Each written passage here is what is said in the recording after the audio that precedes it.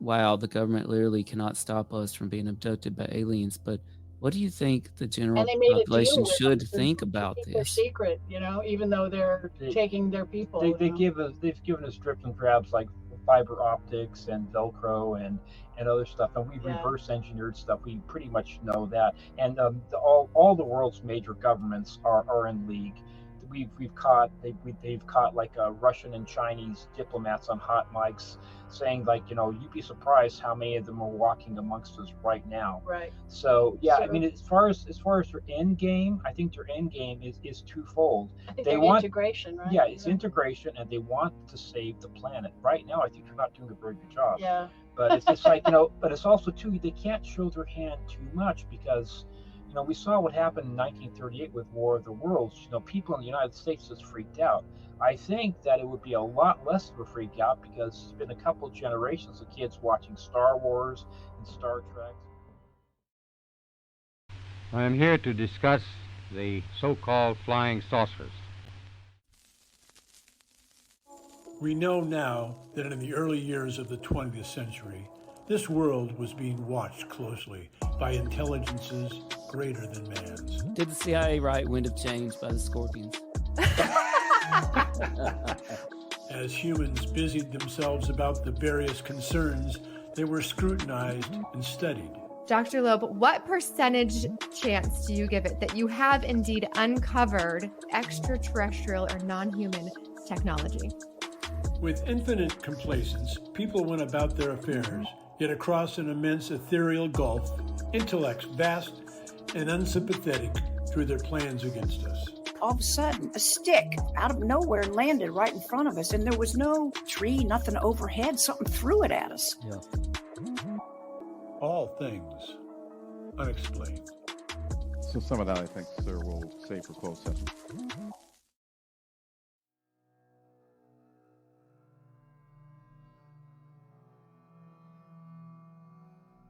Hello, all you unexplained ones. Thank you for joining us. I am CJ Derringer, joined by my co-hosts, Dr. Tim Mounts and Smitty Neves. We hope everybody is having a beautiful day. We have a wonderful show for you. We can see we're already being joined by some of our friends. We've got our friends Cosmic Convergence here. They've got a great podcast about things in the UFO world. We've got our UFO Busters, that UFO show in Australia. Thank you all for joining us and for commenting. We're looking forward to an awesome discussion tonight with our very special guests. We have none other than Leslie and Stephen Shaw joining us. They are lifelong UFO researchers. They have had a love affair with this topic. They are constantly researching. They are UFO experiencers themselves. They're going to tell us about their book. They're going to tell us about Stephen's family and all of the experiences that they have had over many generations, potential abductions, etc. If you haven't yet, please do subscribe, like, share this show. Be sure to comment. We love hearing from you guys, and that's what keeps us going. Additionally, we do have a store now where you can get some All Things Unexplained swag right here on our YouTube page. So pick up a hat, some sandals, a coffee mug. We've got some really great things on there. Be sure to check it out. All Things Unexplained is free to watch on YouTube and listen to wherever you get your podcasts. If you would like to support our show, you can visit our YouTube store. Additionally, you can find us on Venmo under All Things Unexplained. Be sure to check out our website, allthingsunexplained.com. All proceeds from the sales of Dr. Mounts' books on Amazon and Audible also go straight to our show. Are aliens flying UFOs in our skies? 20 years ago, when we began researching our book, Who They Are and What They're Up To, we noticed that UFO theories were not aligning with UFO facts. With no other choice, we pitched these theories and reconstructed new ones that do fit the facts. They are based on logic and do not take trips down improbable rabbit holes like time travel, wormholes, or interdimensional beings. Our theories explain why they are sighted 10,000 times per year, why they are abducting us and mutilating our cattle, why they are interbreeding with us, and we attempt to deduct their future plans from their actions. According to our research, UFOs are not visiting here from distant star systems. They are here influencing the development of our race for thousands of years. We believe they are close cousins, a branch of humanity that separated from us 13,000 years ago when the human race was divided into two groups: those who retained their knowledge and technology and are therefore 13,000 years ahead of us, and the poor schmucks left on the surface, doomed to die in droves, the few survivors of which were shoved back into the Stone Age by the cataclysm that caused the Great Flood.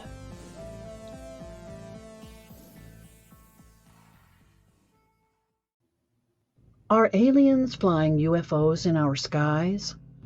20 years ago, when we began researching our book, Who They Are and What They're Up To, we noticed that UFO theories were not aligning with UFO facts. With no other choice, we pitched these theories and reconstructed new ones that do fit the facts.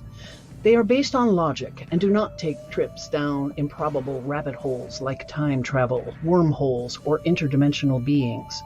Our theories explain why they are sighted 10,000 times per year, why they are abducting us and mutilating our cattle, why they are interbreeding with us, and we attempt to deduct their future plans from their actions. According to our research, UFOs are not visiting here from distant star systems. They are here influencing the development of our race for thousands of years. We believe they are close cousins, a branch of humanity that separated from us 13,000 years ago when the human race was divided into two groups: those who retained their knowledge and technology and are therefore 13,000 years ahead of us, and the poor schmucks left on the surface, doomed to die in droves, the few survivors of which were shoved back into the Stone Age by the cataclysm that caused the Great Flood.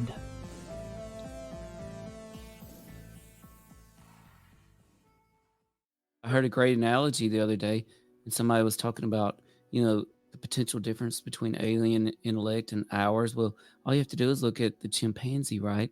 What we Right. consider a brilliant primate, but yet the chimpanzee, the smartest chimpanzee, is not ever going to be capable, even in the simplest of tasks. Like if you ever tell a chimpanzee, you know what, can you pick up some juice on the way home today? It's never Right. going to be able to do it, right? Ever.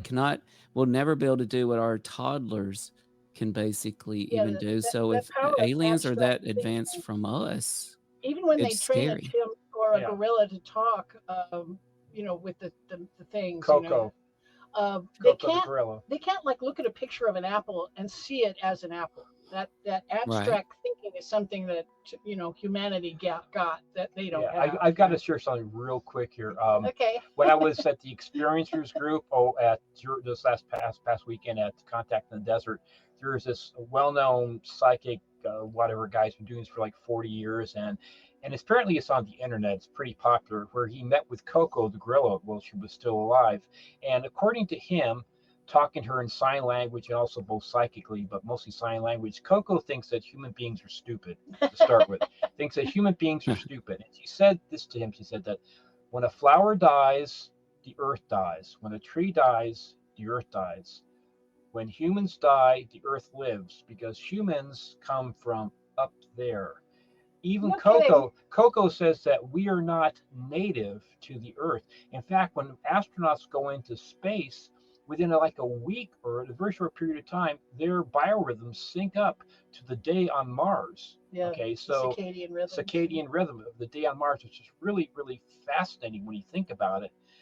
So yeah, or even Coco thinks we're stupid.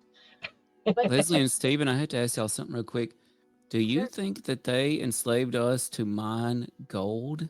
Or what is your best theory for why did they enslave us? I think we think that's one of the reasons. Yeah, we think so because according to the Sitchin's books and the tablets, that their own workers were working these mines for like 150,000 years, and finally they just revolted.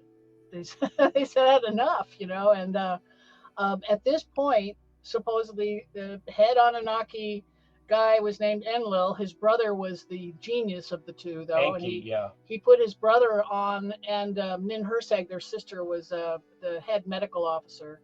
They supposedly put the two of them on creating a worker from Homo erectus, basically uplifting our brain to be able to think creatively and speak and communicate with our masters and do a job, be smart enough to do a job. And their lifespan is apparently it's totally different than ours, and they're close to immortal. Right. They're not completely immortal, but they use certain things to like enhance, increase their longevity. We're doing the same thing right now. We're like messing around now, saying that a human being could live to be at least 150 years.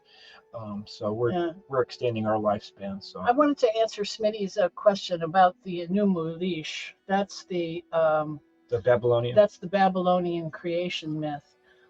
Supposedly, there's a Sumerian version that in Babylonia, Marduk was the head Anunnaki, and so he's the hero in the story. Right. But one of the things that I really thought was fascinating about the Enuma Elish is it happens to fit some of the crazy facts about our solar system. Our solar system has the asteroid belt, and these asteroids show signs of having been a planet at one point, because they're made of minerals that are only forged inside the cores of planets. It's very heavy, very heavy elements. Yes. Irons and whatnot. So where the asteroid belt, there used to be a planet there, and according to the Enuma Elish, this planet of the Anunnaki billions of years ago, coming through our solar system, crashed into another planet called Tiamat, and half of the planet was turned into rubble, and the other half of the planet shot off and became the Earth. And one of the moons of this big planet shot off and went with the Earth and became one of our satellite. And that explains why we have this crazy huge moon for being such a small planet, right? And then it explains that, and on its way out of the solar system, Nibiru, this planet of the Anunnaki, supposedly gained kind of close to one of Saturn's moons and dragged it further out into the solar system. And this moon became Pluto.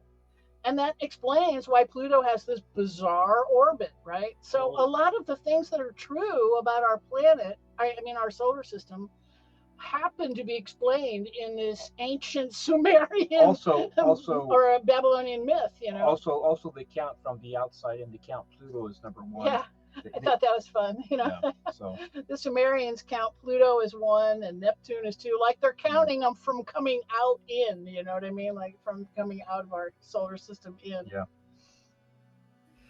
That's incredible information. I had not heard that before, so that's all new to me, which is exciting. It does seem like some of our listeners here that are chiming in have indeed heard that. If this is information that you guys love, if you are listening to Leslie and Stephen Shaw right now and thinking, I need to know more, please be sure to check out their book, Who They Are and What They're Up To. All of these theories are in there based on many, many years of research that they have been doing in this realm. So thank you guys for sharing this information from us. I wanted to touch on just a few more things from the book before we get to our listener questions and hot takes. And we've got some great listener questions that we want to pull in just a moment. We covered so much already that I wanted to bring up.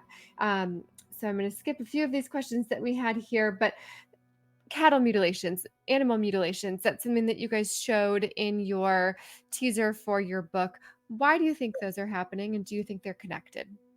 Well, we believe that when these people 13,000 years ago went underground, they also took some herd animals. They took the animals of man with them. And one of the reasons we think they're abducting humans is because we think they may have become, their population may be less viable, having been living underground for so long. And they may need regular infusions of surface person DNA. Same thing with domestic animals. It could be the same with their herds. That's why they're taking just the sex organs and the I don't know why they want the eye and the tongue. Maybe they're a delicacy of some Maybe kind. it tastes good. But they're definitely taking all the sex organs of the animals and the blood. And all the blood. All the blood. All the blood. Or it's a Jeepers Creepers type of thing, if you've seen that Yeah, but you movie. see, we only hear about the cows, but it's all the domestic animals, Yeah, and it's sometimes goats, horses. sometimes some of the wild animals too, but it's mostly domestics. Almost always domestic, but there are exceptions. And we got to give them credit too; they are much further ahead. They play with genetics like we would play with a Lego set or building blocks, just like simple.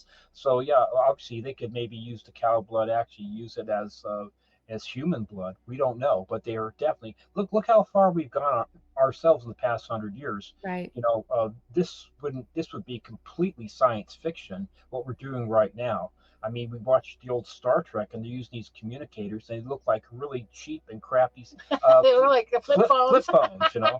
So yeah, we're light years ahead. You know, in fact, our seatbelt technology is much better than theirs in the future. I remember Star Trek. There, every time they'd fly across the room. You know.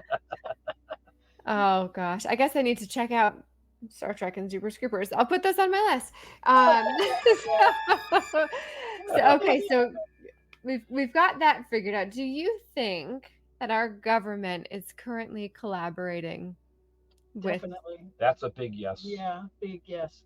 We think they met with Eisenhower in early 50s, and what their big ask was, what they really, really want from us, is they want us to denuclearize. And obviously they didn't get their big ask, but we think they did make some sort of a treaty to keep the secret of their existence. And the government has kept their end of that bargain up very well, keeping the secret as best they can.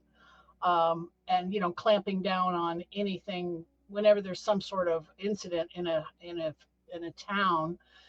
They clamp down on it fast. They send their men in black, and they grab all the evidence for themselves, and threaten all the witnesses into silence. And so they're definitely working in league. And, you know, MUFON and all the other ufology organizations, we have this kind of underground buzz of where these underground bases are. And a lot of these bases are U.S. military / alien bases. And in other countries, it's the same thing, you know. Yeah.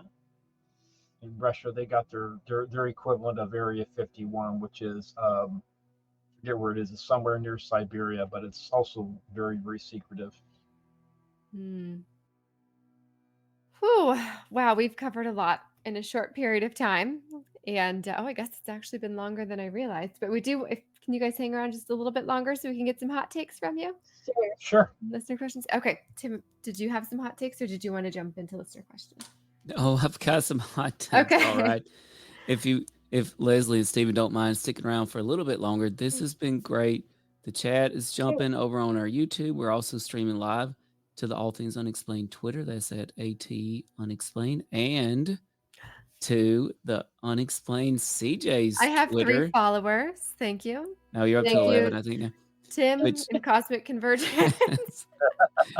You can find her on Twitter, I think, at unexplained_CJ. And I have so few followers that you can actually reach me and chat with me. Oh, yeah. Jonathan from Cosmic Convergence can attest. She's available for chatting on Twitter. So you can just send me smoke signals if you need to get Smitty, we've already said in this chat, Smitty is a little bit like a Sasquatch. Rare sightings of the Smitty. But thanks to Leslie and Stephen Shaw for being here with us tonight. They are the authors of Who They Are and What They're Up To. You can pick that up through links in the show descriptions. Thanks to all the people here in the chat, and watch us on YouTube and Twitter. So I do have some hot takes.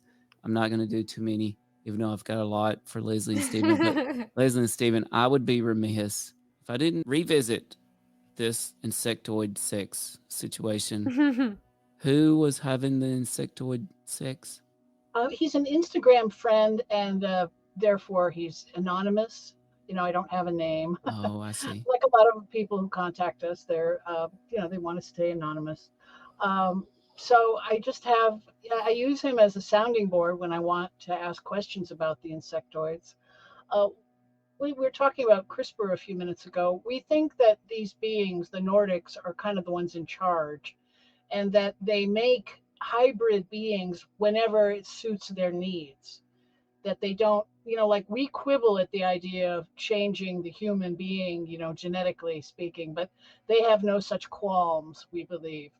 So we think that's what the reptilians are, is when they need reptilians to do, I don't know, lots of underwater work, say, they breed some reptilians. So I don't know exactly what the insectoids are for precisely, but I think they serve some purpose that they need, and that's why they bred them. And we recently found an ocean, at least scientifically found an ocean apparently that's subsurface. I don't know whether it's 100 miles below or 50 miles, but apparently there's an ocean that is equal or bigger than all of our oceans combined. So obviously there'd be plenty of time for maybe a reptiloid race or a modified reptiloid race. Right. There's obviously a huge ocean there, which a lot of people don't know about that.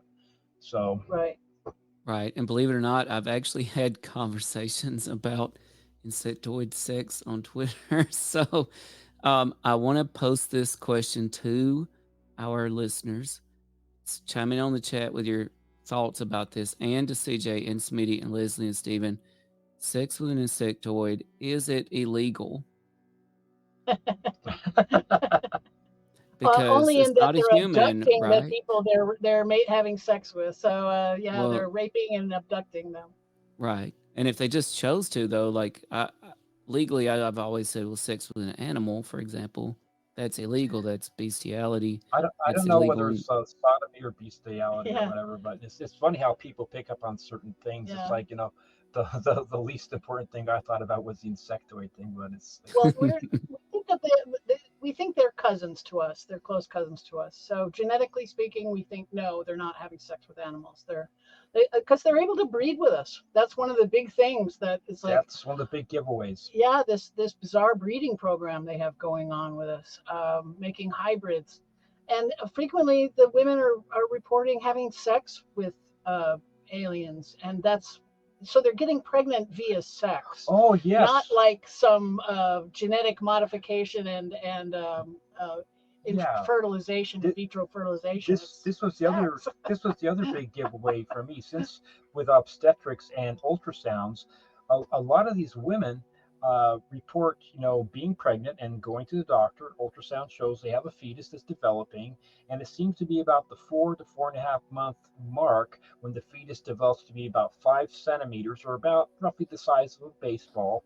The fetus and the placenta and everything just disappears. Yeah. And the doctor will say, you were pregnant, but as far as this ultrasound shows and test shows, you were never pregnant.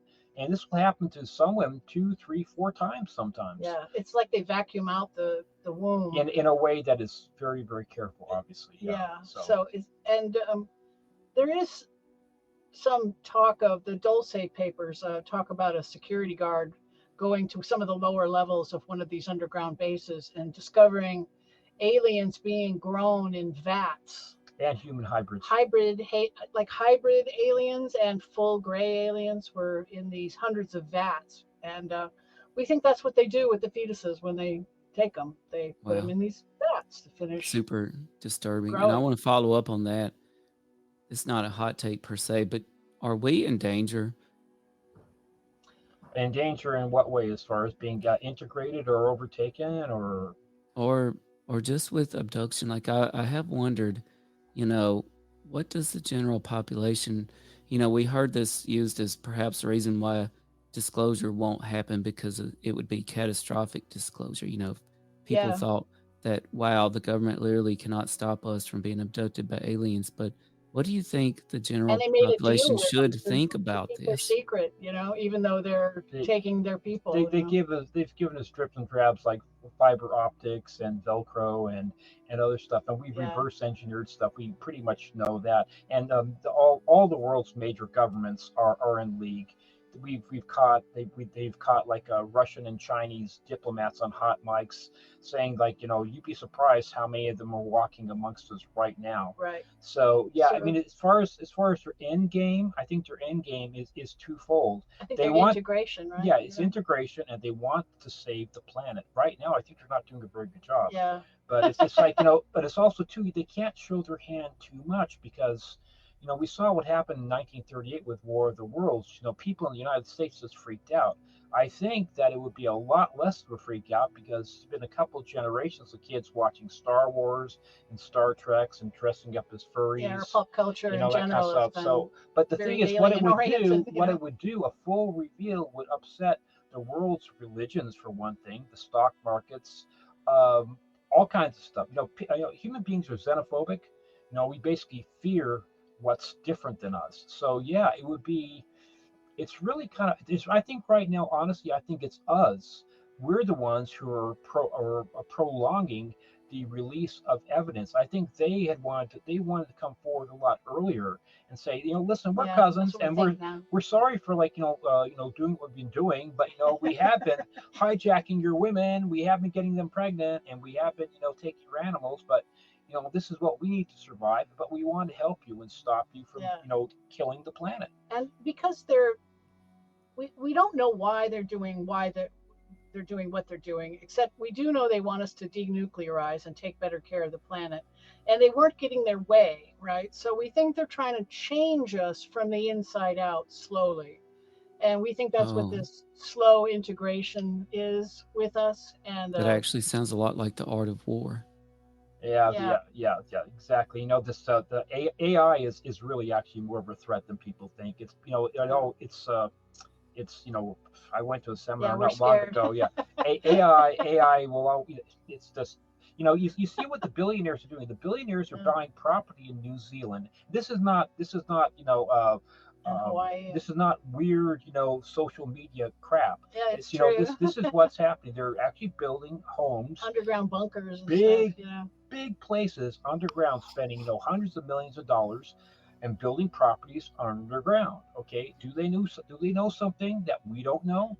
And we had a listener point that out, and we have friends in New Zealand. Shout out to the Cryptid Women's Society in New Zealand. So we'll have to ask them about that.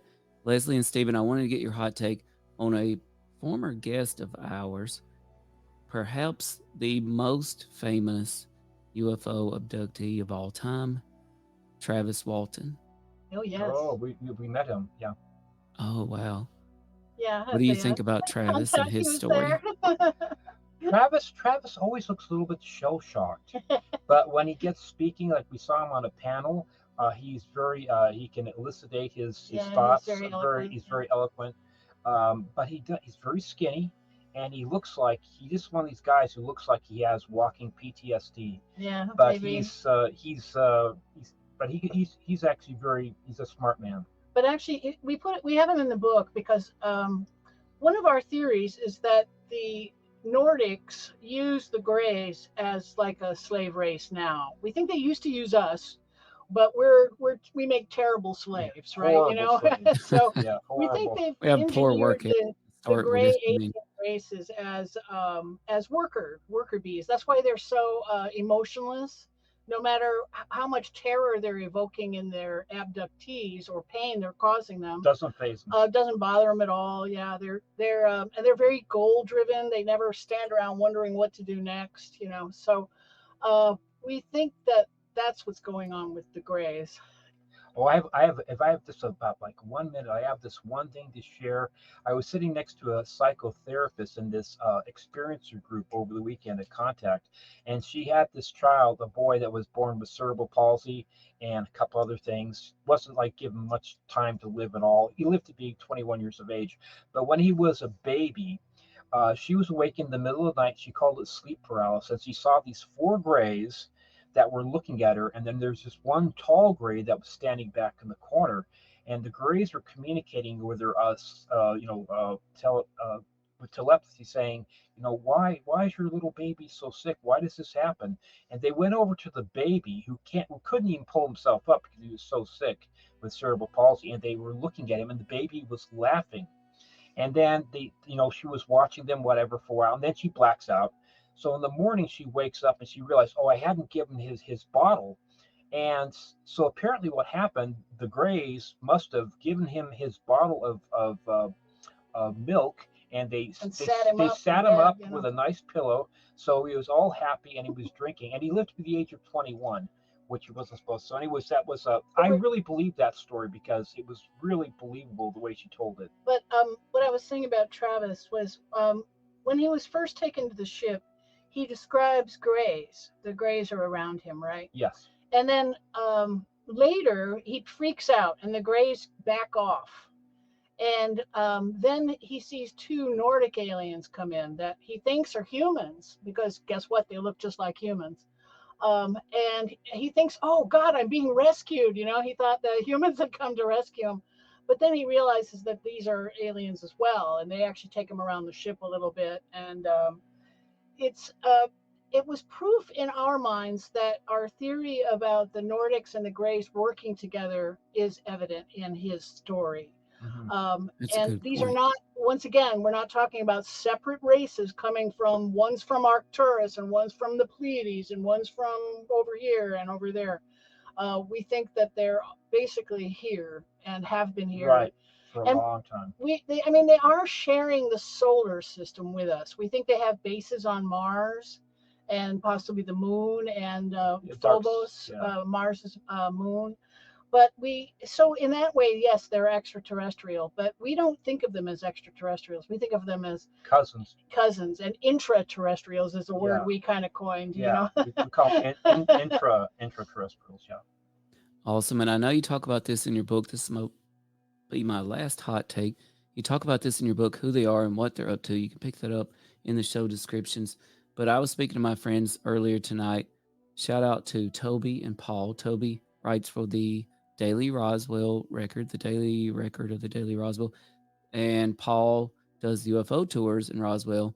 I know you talk about Roswell in your book, but Paul, what are your hot takes on Roswell, the Roswell incident from 1947?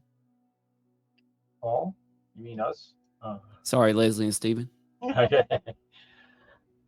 Well, Roswell, okay, so in the, once we set off the bombs, the nuclear bombs, I think they became quite alarmed and they started following our planes, the Foo Fighters. That's what the Foo Fighters were, right? From 44 on, yeah. And we think that they suddenly had to make it where they follow our planes and all our ships and follow all our, kind of keep tabs on our nuclear power, our nuclear weapons all the time now. And so I think this was a strain on their resources, and they pulled some of these ships of theirs. I think they maybe pulled them out of mothballs, and they had Greys manning them so that if they did crash, at least the Nordics didn't have to die too, right? So I think that's why these crashes started happening, and there's actually a fair number of them. And we think that's another reason that they don't really care so much about the bodies because they're this slave automaton race that they've created. Apparently it's about 104 according to what's Dolan. Was Dolan the one who wrote the book? 115. 115 that have crashes. been documented. And some of these actually predate. In fact, in Italy, Mussolini had one that was in the mid 30s or so, and there's been many in Russia. Yeah, there's some predate humans having flight. Some are in the late 1800s and stuff. So. Right, David Grush brought up the Italy one.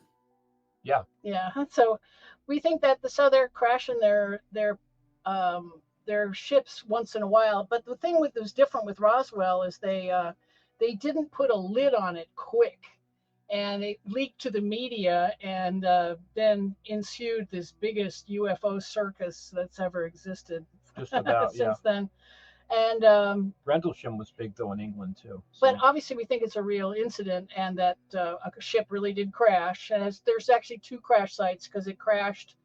Part of it crashed and blew off, and then another part crashed further on. So, and there were bodies. Biologics. Yeah, definitely bodies were seen, and we know that the military threatened the witnesses. With killing their families, and this is finally coming out with a lot of the Roswell witnesses they're just now becoming Yeah, they're on their deathbeds now, a lot of them, and so yeah, they're coming out with 90 their years true old, stories yes. now. Yeah, exactly. So they don't have much to lose. Yeah, but they were scared for years to speak. Yeah, I would be for sure. Well, thank you for answering those hot takes. We have a few listener questions for you guys, and we're so grateful to everybody that has chimed in on the conversation this evening with Stephen and Leslie Shaw. So we'll pull some of these questions in. Smitty, I'm going to throw it to you for those. Oh, And Smitty, you I think are you're muted, muted. Smitty. There we go. That's that vibe they were talking about in the comments. It's Smitty's the vibe. technology with us tonight. When a cosmic convergence asked, when experiencing the UAP entities, did either of you feel an atmospheric, dimensional, or magnetic akin to being in a snow globe? Well, obviously, what happened to me with the coins, it felt almost like a door was open when the being, the electric, electric blue-white being, it entered kind of like through a door and then it left. And like say, there was no UFO parked in our backyard. Okay, so it got here somewhere. So there was definitely a magnetic and component for sure in that one instance, and several others too. So nobody picked you up and shook you then? No, I'm kidding. No snow globe. And he has a recurring abduction dream that I wrote into one of our series on our Instagram page. But it's kind of a long thing to go into. Basically, it's this. I'm either in my backyard at the twilight, or I'm at the beach at twilight. This has been happening for decades, and it starts with a hum that I both hear and I feel in my body, and then I see like a plane go over in the air, and then it changes to a more sophisticated plane, then it turns into more of a UFO, and it'll be like 5 or 6 of them fly by, but it's the same thing, but it's always preceded by a hum and a vibration in my body. And sometimes they'll land, and sometimes I'll have interaction. Yeah, sometimes it gets out and it's angry with him, and it's this last one about 7 months ago, yes, they were not happy. Yeah, there was an alien got out of the ship, was angry with it. Was not happy. Well, thank you for your answer. Another listener asked, Gray Druid asked, Stephen, did you feel a connection to them like they are familiar, almost like family? Yes. I'd say so, yeah. In fact, people say, would I rather not have had these connections and these interactions, and even with all the sleepless nights I've had because of it? I say no. I'm glad that I have this. I feel like I've been directed in my life, and that's why I became an acupuncturist. I think I've been pushed in certain directions, and I've always had like this inner guide. When I listen to my inner guide or my inner voice, I actually do better. It's like when I don't listen to it, I get in trouble. So I'm glad. A lot of abductees we've spoken with too, they're almost like friends. Yeah. And that these people, hello, I have to remind them, it's like, you were taken unwillingly out of your bedroom and samples were stolen from you. It's a love-hate relationship. But they sort of think of them as friends or mentors or something. I do. My mom said, she told me about Old Glegley, and my dad, even my uncle who, in fact, the first car he got for his daughter, the license plate was Old Glegley for her. I mean, this was a very important event in his life. He would have been dead if O'Glegley hadn't appeared in the middle of the night and said, you got to get out of your cot right now because there's a raiding party coming by and you're going to get killed. And then the entity just disappears, and he got out of his cot, no questions asked, and 2 minutes later, a raiding party came through with machetes and guns and killed several of the officers. This is in Sri Lanka, which was Ceylon at the time. So, I mean, he definitely believed, and this has been happening. This is generationally in my bloodline from Germany, which was the Newmans, and then to England, which was the Rose, and then the Shaws, which I'm a Shaw. So this has been following for 4 generations that I know of. And when I started realizing with the abduction phenomenon that they're not taking like scientific samples, because they're taking the same person again and again and again through their lives, and then they'll start taking their family members.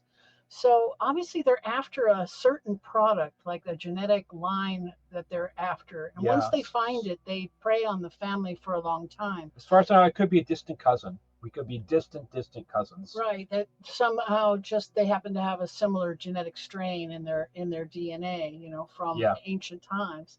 But we think that it's kind of like a farmer. He's always abducting his cow into a barn and taking the milk and then putting the cow back out to make more milk. And it's a product that he needs regularly to take from this animal.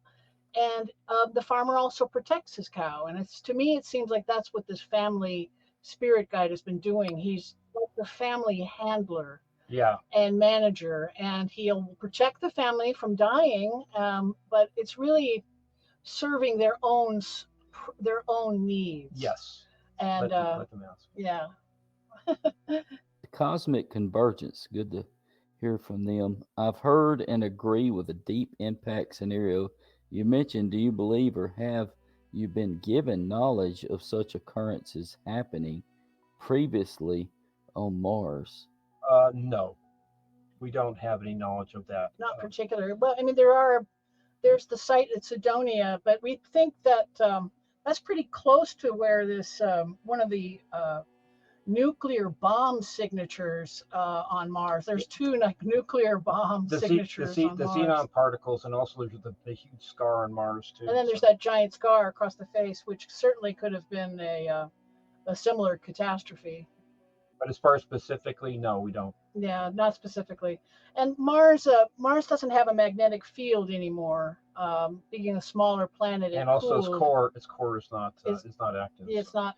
So that's what happened to Mars's atmosphere. At least it certainly could be the culprit, because once the magnetic field is gone on a planet, the solar wind just slowly bleeds the atmosphere off of the planet. And the water. It's incredible. You guys have a wealth of knowledge. Truly, I can only imagine your book. Let's bring in one more listener question, and then we will wrap some things up here.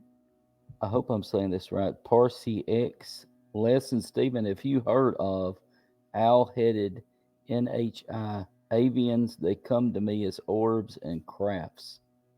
Well, my brother had a lot of experience with orbs, especially an orb or two that were plaguing him when in one of the houses that he built in the Sonora area. It would in the middle of the night, it would go up and down his balcony, looking into his windows. It was like an orangish red orb, like about softball size or baseball size. And one night, he decided to just go out and to look at it and confront it, and it basically rushed him, and it went through his upper right shoulder and went out the back. And this happened to be that the next night, 2 nights later, Leslie and I had made the 500-mile trip up to Sonora, and we were talking to him about things. He didn't really talk about stuff.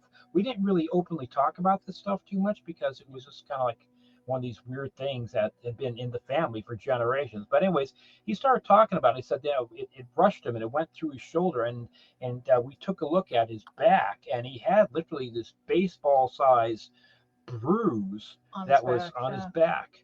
And but I don't know about the avians.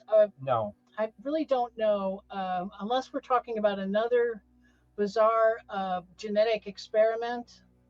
We don't really know about the avians. They're rare. I know that. I've heard very little reports of them. But we need more data. Yeah. So anybody seeing avians, please give us more data on those. Make sure to hit them up. Yes, and you two seem like the right people to go to, because my goodness, you could write a full encyclopedia. Go door to door selling your encyclopedia of UFO knowledge later on. Yeah. It was hard enough writing the one book. It was like giving birth, Well, like you said, you've been working on it forever too. I was reading a background on you. You've been a journalist. You've been working on this for so many years, and really, you guys know so much. It was such a wonderful conversation. I personally learned a lot and have new theories that I get to ponder and lose sleep over for the next week or so. So thank you for sharing again that. At some point, if you need a fill-in or something like that. Yeah. Somebody cancels whatever. Just we got lots of stuff we could help. Well, you're truly experts, so we might have to bring you into some sort of expert guidance on a particular subject that we might have. And of course, you could throw in some plugs for your book. Speaking of which, where can everybody go to learn more about Leslie and Stephen Shaw and your book? The book is Who They Are and What They're Up To. It's available on Amazon and Ingram. And I urge experiencers to visit us on Instagram as well. That was leslie.shaw.author. And we have a webpage with excerpts and blogs, and that's whotheyarebook.com. And that's it, right? Yeah. We have a lot of tiles on there, and a lot of reels, and I wrote a lot of Stephen's family's experiences into these like series on our Instagram page, because there were so many of them, and I just wanted to kind of have a full anthology of them somewhere. Yeah, before I die. Well, according to you, we're all going to live to be 150, so you have plenty of time. Plenty of time, and I hope that you are right. So thank you for sharing all of your wonderful stories and thoughts with us. And to all those that are tuning in, we are grateful to each of you. Our listeners are growing every single day exponentially. I cannot believe how many followers we have on YouTube. It's just growing like crazy. So if you are not following us on YouTube yet, please go there, subscribe, hit the like button, share our videos so we can get all of these messages out there and get us one step closer to disclosure, because this is a grassroots movement. It's not coming from the top down. It's going to go from the bottom up with people like our lovely folks that we had on here today, and all Cosmic Convergence and Grey Druid and everybody else that's joined us today, Transcendence, sharing your stories. That's the way that we're going to get the message out. If you want to learn more about us or how you can support our show, please do go to allthingsunexplained.com. We do release a new podcast every Monday. So if you prefer to listen, if you're like me and you're always on the go, and the only time you ever sit down is to record a podcast, you can listen to our podcasts while driving or doing dishes or putting laundry away, or now I just gave away all of the things I do in my free time. Again, we are grateful to each and every one of you. I'm going to throw it to Tim for our closing remarks. That's right. Thank you for joining us, Leslie and Stephen Shaw, on today's fascinating journey into the world of alien abductions. A big thank you to them. Absolutely, for sharing y'all's insights and experiences. We definitely want to have you back on. There's so much we didn't get to, from disclosure to giant UFOs, to alien autopsies, to alien mummies, to giant skeletons, a lot of which you cover in your book. I could tell you want to say some more about it in your book, who they are and what they're up to. We're good friends with Nick Hugh Newman too. So. Yeah. So see, I hooked you into coming. Well, times. That's going too far. Yeah, well, we'd love to be. Yeah, that comes from the Tim Mounts book of sales right there. Yeah. If you're out there, come to dinner. You know. Yeah. Oh, he's a Brit, so he and I got along real well. Yeah. We got talking about stuff. Well, for everybody out there, whether you're a skeptic or a believer, there's no denying the intrigue and mystery that surrounds this phenomenon. Smitty? Listen, we're so grateful for everyone that came tonight. Be happy, be strange, and listen to All Things Unexplained. Good night. Thanks, everybody. Thank you. Bye. All Things Unexplained. What's your hot take on Travis Taylor?